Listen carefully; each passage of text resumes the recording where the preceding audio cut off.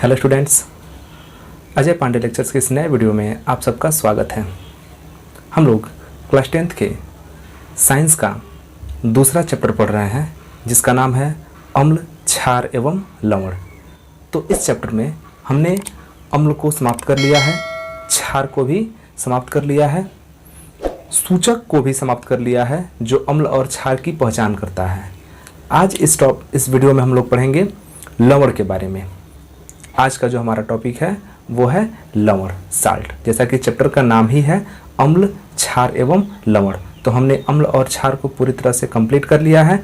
तो आज का हमारा टॉपिक है लवण, साल्ट।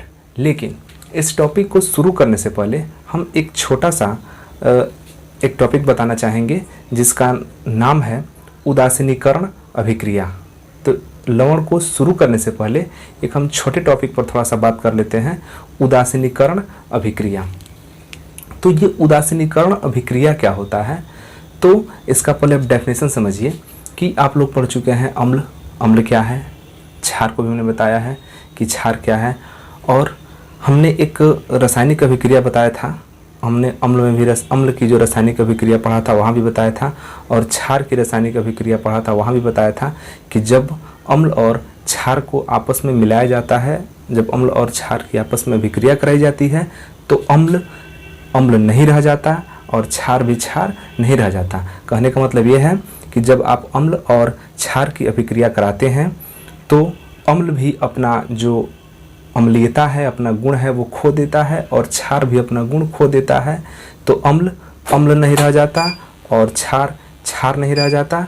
और यहाँ पर जब अम्ल और क्षार दोनों मिलते हैं तो एक तीसरे पदार्थ का निर्माण होता है जिसका नाम है लवण और जल।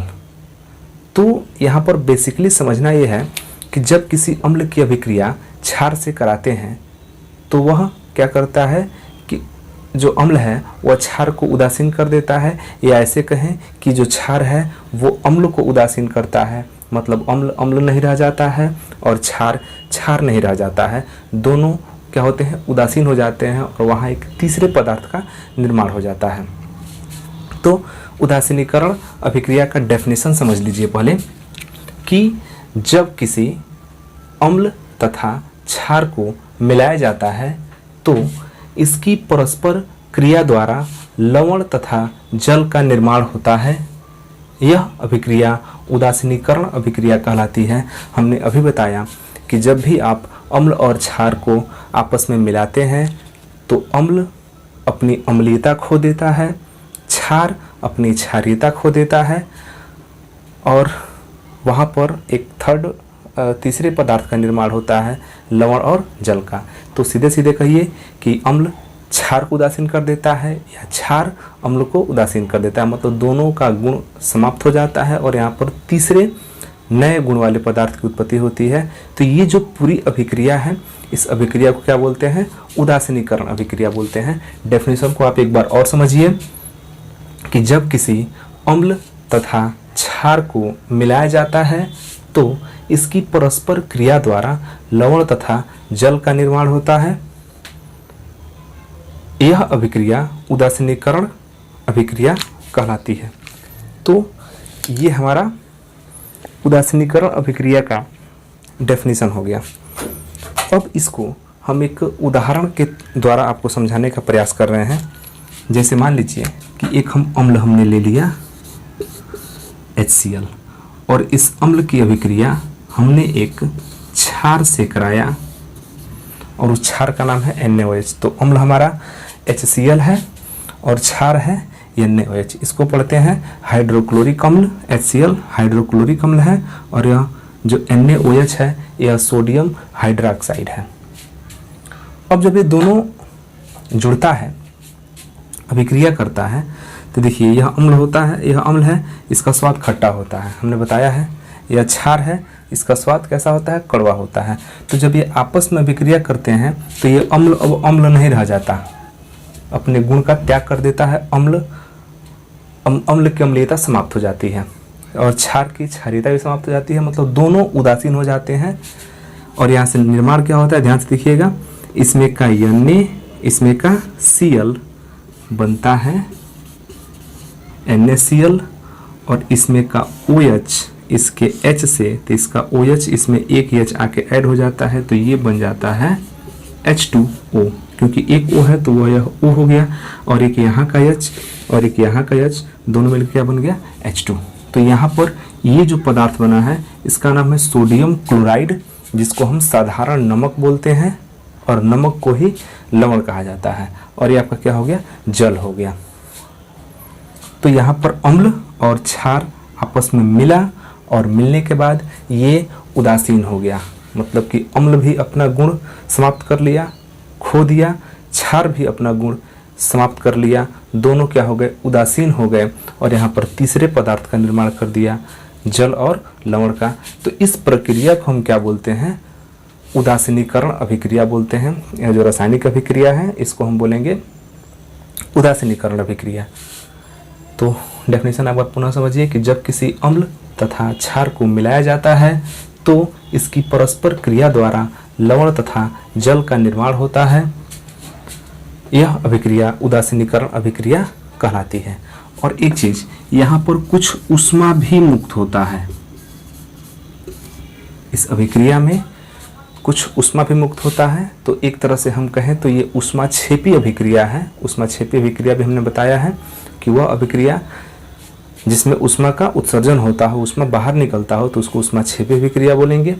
और यहाँ पर भी क्या हो रहा है, ऊष्मा बाहर निकल रहा है, तो ऊष्माक्षेपी अभिक्रिया है। लेकिन इस स्पेशल ऊष्मा को उदासीनीकरण ऊष्मा बोलते हैं। इस ऊष्मा को क्या बोलेंगे, उदासीनीकरण ऊष्मा बोलेंगे। उदासीनीकरण ऊष्मा इसलिए बोलेंगे क्योंकि यह जो ऊष्मा निकल रहा है यह उदासीनीकरण की अभिक्रिया द्वारा निकल रहा है, तो इसलिए हम इसको क्या बोलेंगे, उदासीनीकरण ऊष्मा। अब इस पर आर्हेनियस ने इसको एक्सप्लेन किया।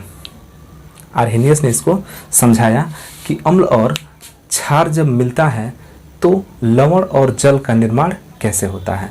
तो ये इसको हम समझाते हैं आपको कि जब अम्ल और क्षार मिलता है तो लवण का निर्माण कैसे होता है। तो इसके लिए इसको हम इस टॉपिक को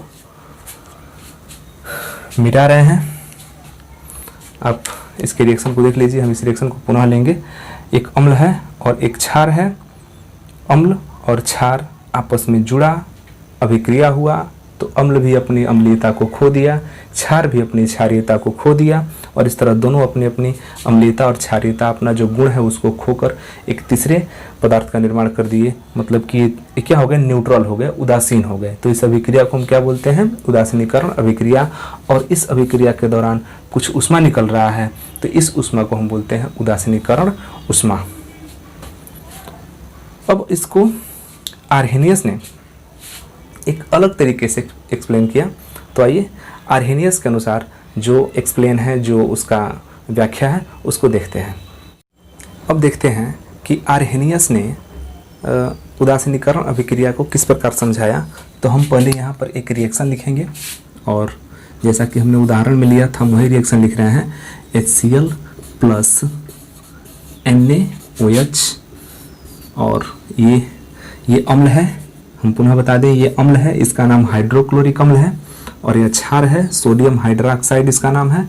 और ये बनाते हैं क्या है कि इसका सोडियम और इसका क्लोरीन मिलके बनाता है सोडियम क्लोराइड, और इसका OH और इसका H और H2 हो जाता है, और यह OH2 हो जाता है। तो ये उदासीन हो गया। अब आर्हेनियस ने उदासीन को एक्सप्लेन कैसे किया, इसको समझिए। तो जैसा कि आप जानते हैं कि किसी भी अम्ल में, जैसे हम HCl को ही ले लें, तो हम लोग जानते हैं कि इस HCl वाले में, HCl जो अम्ल है, या जनरली कोई भी अम्ल ले लिया जाए, तो आप जानते हैं कि प्रत्येक अम्ल में हाइड्रोजन आयन उपस्थित होता है।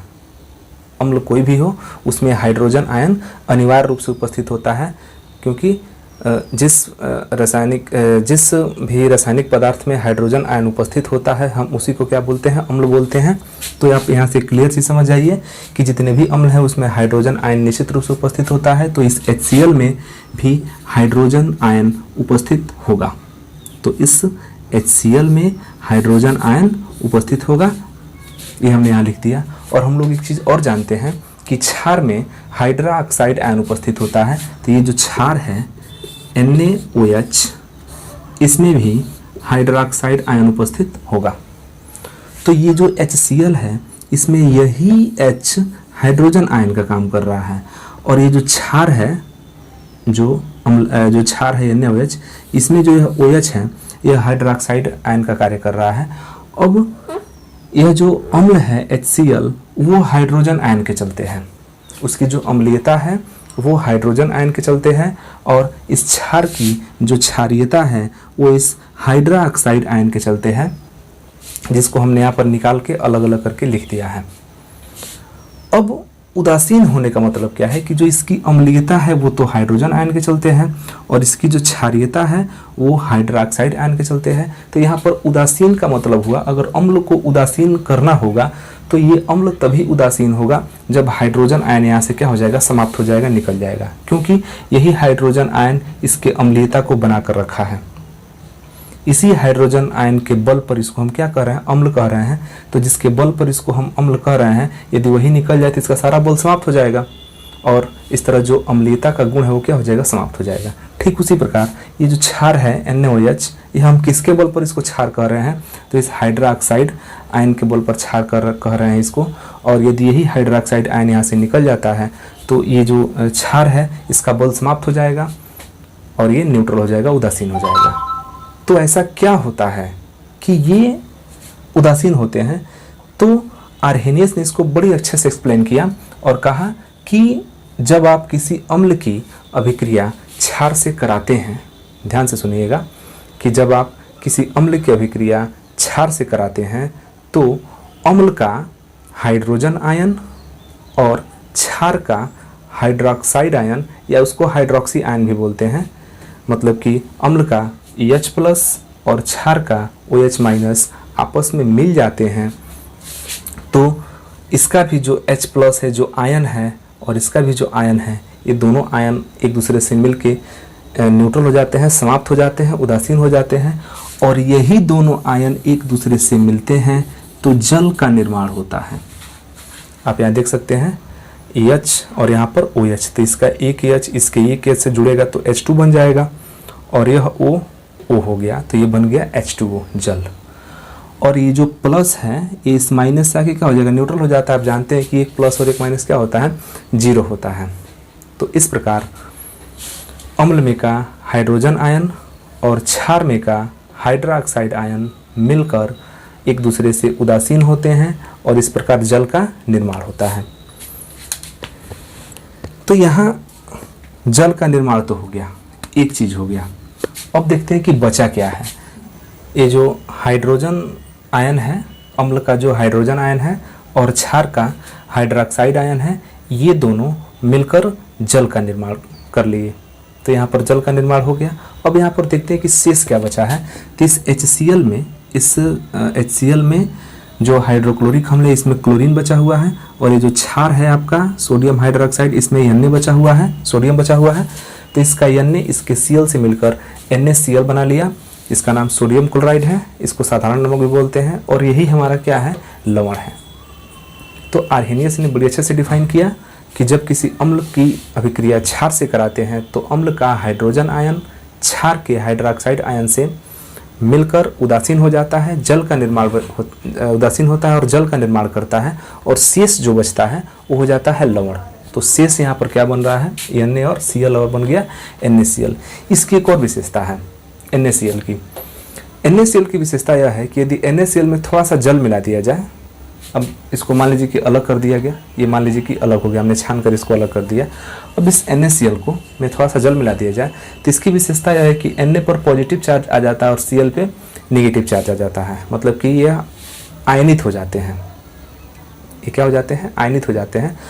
और जब इन दोनों का निर्माण हुआ रहता है और दोनों एक में जब मिले होते हैं, चूँकि प्राप्त तो एक ही में होता है, मान लीजिए कि एक बर्तन में आपने थोड़ा सा अम्ल लिया और उसमें क्षार को मिलाया तो उदासीन होगा, तो जल बनेगा और लवण बनेगा। तो जल और लवण तो बन ही रहा है, तो एक ही बर्तन में बन रहा है, एक ही पात्र में बन रहा है। तो वहाँ पर इस जल में ये थोड़ा सा मिला हुआ होता है, तो हम ऐसे कह सकते हैं कि इस NaCl में थोड़ा सा जल मिला हुआ रहता है।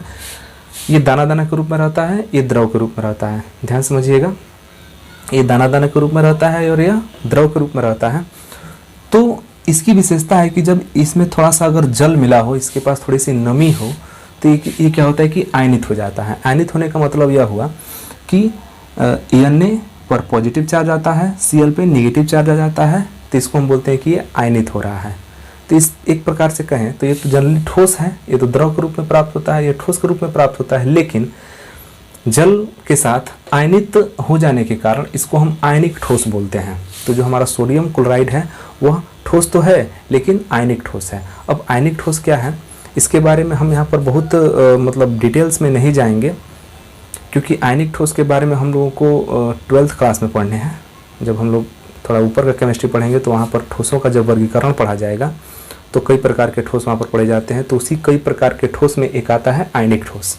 तो आयनिक ठोस पर ज़्यादा आपको सोचना नहीं है, सीधे सीधे समझ लेना है कि वे पदार्थ जिनको हम थोड़ा जल में मिलाते हैं तो क्या हो जाते हैं, आयनिक हो जाते हैं। मतलब कि धन और ऋण आवेश में क्या होते हैं, टूट जाते हैं, मतलब उन पर धन और ऋण आवेश आ जाता है, तो उसको हम बोलते हैं आयनिक ठोस। तो यह एक ठोस है जिस पर आयन होता है और इसलिए इसको आयनिक ठोस कहते हैं। और यही आयनिक ठोस हमारा क्या है, लवण है। तो यहाँ से हम लवण का भी डेफिनेशन एक तरह से क्रिएट कर लिए। तो लवण का डेफिनेशन क्या होगा, ध्यान से सुनिएगा, फिर उसको हम लिख के बताएंगे। तो ध्यान से सुनिए लवण का डेफिनेशन कि जब किसी अम्ल की अभिक्रिया क्षार से कराते हैं तो उदासीनीकरण की अभिक्रिया होती है और उस उदासीनीकरण की अभिक्रिया में जल का निर्माण होता है और जल के साथ साथ एक प्रकार का आयनिक ठोस का निर्माण होता है और उस आयनिक ठोस को हम क्या बोलते हैं, लवण बोलते हैं। तो बहुत जेन्युइन इसका डेफिनेशन हो जाएगा कि बहुत छोटे की अगर बात करें, छोटे डेफिनेशन की बात करें तो हम लोग लिखेंगे कि उदासीनीकरण की अभिक्रिया में, तो उदासीनीकरण की अभिक्रिया कब होगी, उदासीनीकरण की अभिक्रिया तब होती है जब अम्ल और क्षार की अभिक्रिया कराई जाती है। तो उदासीनीकरण हमने कह दिया तो मतलब आप समझ जाइएगा कि उसमें अम्ल और क्षार की अभिक्रिया कराई जा रही है। तो उदासीनीकरण की अभिक्रिया में प्राप्त आयनिक ठोस, क्योंकि ये तो द्रव है, H2O जल है, तो ठोस यही है। आयनिक ठोस हमने बताया कि ठोस के रूप में होता है, दाने दाने के रूप में प्राप्त होता है। तो उदासीनीकरण की अभिक्रिया में प्राप्त आयनिक ठोस को लवण कहते हैं। बहुत छोटा डेफिनेशन हो गया, लेकिन इस डेफिनेशन को बताने के लिए हमने इतना टाइम लिया। तो हमने बताया कि उदासीनीकरण अभिक्रिया क्या है। तो जब भी अम्ल की अभिक्रिया क्षार से कराते हैं तो वहाँ पर आपस में अभिक्रिया करके लवण और जल का निर्माण होता है। तो जो जल है वो तो द्रव हो गया और जो लवण है वो ठोस अवस्था में होता है। और यह ठोस अवस्था को हम क्या बोलते हैं, जो ठोस अवस्था में प्राप्त पदार्थ है वो आयनिक ठोस है। आयनिक ठोस इसलिए बोलते हैं क्योंकि उसमें थोड़ा सा जल मिलाते हैं या नमी उसको देते हैं, तो वह धन आयन और ऋण आयन में क्या होता है, टूट जाता है, तो उसको हम आयनिक ठोस बोलते हैं। इसमें Na प्लस होता है, Cl क्या होता है, माइनस होता है। तो सीधे से समझ जाइए कि उदासीनीकरण की अभिक्रिया में प्राप्त आयनिक ठोस क्या कहलाता है, लवण कहलाता है। तो आइए इस डेफिनेशन को लिख के समझते हैं।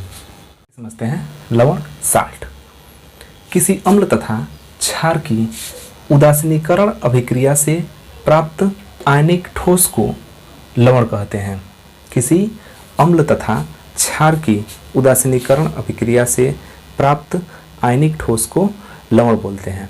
तो अगर आप जनरली ऐसा भी कह देंगे कि उदासीनीकरण अभिक्रिया से प्राप्त आयनिक ठोस को लवण कहते हैं, तो ये भी डेफिनेशन पूरा क्या होगा, सही होगा, क्योंकि उदासीनीकरण अभिक्रिया तभी होता है जब अम्ल और क्षार आपस में मिलते हैं।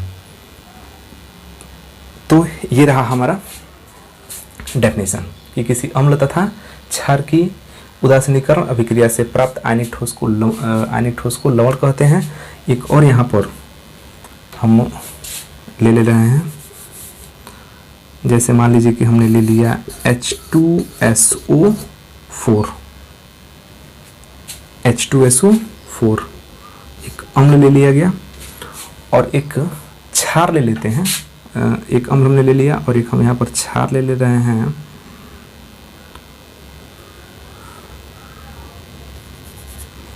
क्षार के रूप में H2SO4 अम्ल हो गया।